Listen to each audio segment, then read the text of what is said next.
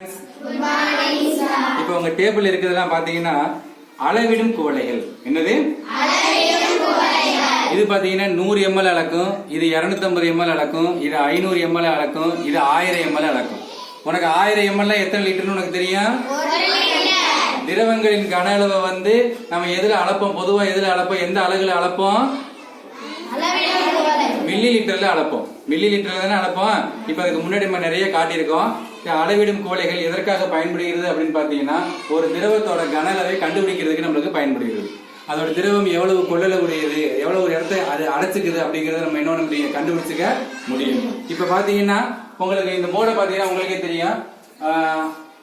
கன அளவு அப்படின்னா என்னன்னு பாத்தீங்கன்னா, முப்பரிமாண பொருள் ஆக்கிரமித்துக் கொள்ளும் இடம் தான் கன அளவு.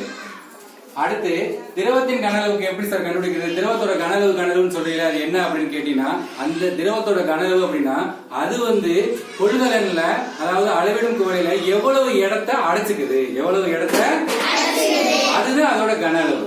அதுதான் அதோட அந்த அளவீடு நம்ம எம்எல் சொல்றோம். அதோட எஸ்ஐ அலகு நம்ம என்ன சொல்றோம்? Metre cube. எஸ்ஐ அலகு என்னது? கனளவோட எஸ்ஐ அலகு மீட்டர் கியூப் அல்லது கன மீட்டர்னு சொல்லுவோம். நம்ம ஏற்கனவே பால் வாங்குறதுதான் 1 லிட்டர் அப்படின்னு சொல்றோம்ல. 1 லிட்டர் அப்படிங்கிறது 1000 சிசி. சிசி அப்படிங்கிறது ஒரு கியூபிக் சென்டிமீட்டர்ல வரும். 1 லிட்டர் நம்ம 1000 ml அப்படிங்கிறோம். அழகா சொல்லிக்கிறோம், சுருக்கமா நமக்கு தெரிஞ்சுக்கிற மாதிரி சொல்லிக்கிறோம். அதே மாதிரி திரவங்களோட பருமனை வளர்க்கறதுக்கு வந்து ஒரு கேலன் வந்து எத்தனை மில்லி லிட்டரு? 1 ounce வந்து எவ்வளவு? திரவங்களோட பருமனை அளக்க பயன்படுத்தக்கூடிய வேறு சில அலகுகள் பார்க்கிறோம். சரி, இப்ப ஏற்கனவே இங்க டேபிள்ல வச்சிருக்கக்கூடிய அந்த அளவீட்டு மிகவைகள்ல எவ்வளவு அளக்கும் அப்படின்னு தெரிஞ்சிருந்தா, இது எவ்வளவு அளக்கும்? இது எவ்வளவு? இது எவ்வளவு? இது எவ்வளவு? இதுதான் அளவிடும் குவளைகள். அதாவது திரவத்தின் கன அளவை அளக்கிறதுக்கு பயன்படுத்தப்படக்கூடிய அளவிடும் குவளைகள். சரிங்களா?